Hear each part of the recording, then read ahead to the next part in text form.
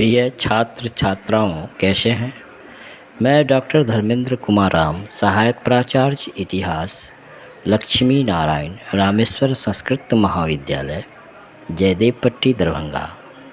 मैं पुनः online teaching के माध्यम से आज मैं शास्त्री प्रथम खंड के छात्र छात्राओं के लिए मध्यकालीन भारतीय इतिहास के अंतर्गत अकबर, जो मुग़ल वंश के महानतम शासकों में से एक शासक माने जाते हैं, उसके धार्मिक नीति के संदर्भ में, अर्थात अकबर की जो धार्मिक नीति थी उसके संदर्भ में हम लोग चर्चा करेंगे। अकबर अपनी धार्मिक राजनीतिक नीतियों के कारण ही मध्यकालीन भारतीय इतिहास का एक महानतम शासकों में से एक माने जाते हैं। अकबर ने न केवल मुग़ल साम्राज्य का विस्तार और एक कुशल प्रशासनिक तंत्र का निर्माण किया, बल्कि उसे अस्थायित्व प्रदान करने के उद्देश्य से अनेक मौलिक नीतियों का भी उसने प्रतिपादन किया। और इन्हीं नीतियों में अकबर की धार्मिक नीति काफ़ी महत्वपूर्ण नीति थी।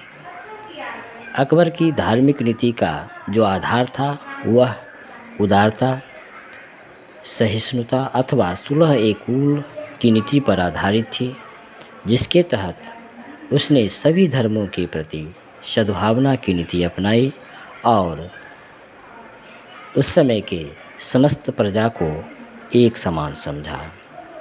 अकबर की इस नीति का मुख्य उद्देश्य मुग़ल साम्राज्य को बहुसंख्यक हिंदू प्रजा में लोकप्रिय बनाकर मुग़ल साम्राज्य को अस्थायित्व, उसे दृढ़ता प्रदान करना था। अकबर की धार्मिक नीति पर कई तत्वों का प्रभाव हमें दिखाई देता है, जिनमें उसके वंश अर्थात अकबर के वंश और परिवार के चलते अकबर में धार्मिक कट्टरता की भावना नहीं थी। मोटे तौर पर कहा जाए तो अकबर में धार्मिक कट्टरता की भावना का अभाव था। वहीं अकबर के जो प्रारंभिक शिक्षक थे अब्दुल लतीफ़, वह सूफीवाद से प्रभावित थे, जिसके कारण अकबर के विचारों पर सूफी मत का भी गहरा प्रभाव था। साथ ही व्यक्तिगत रूप से अकबर उदार था, क्योंकि वह सुन्नी पिता और शिया माता की संतान होने के नाते वह दोनों पक्ष की धर्मांधता से पूर्णतः मुक्त था।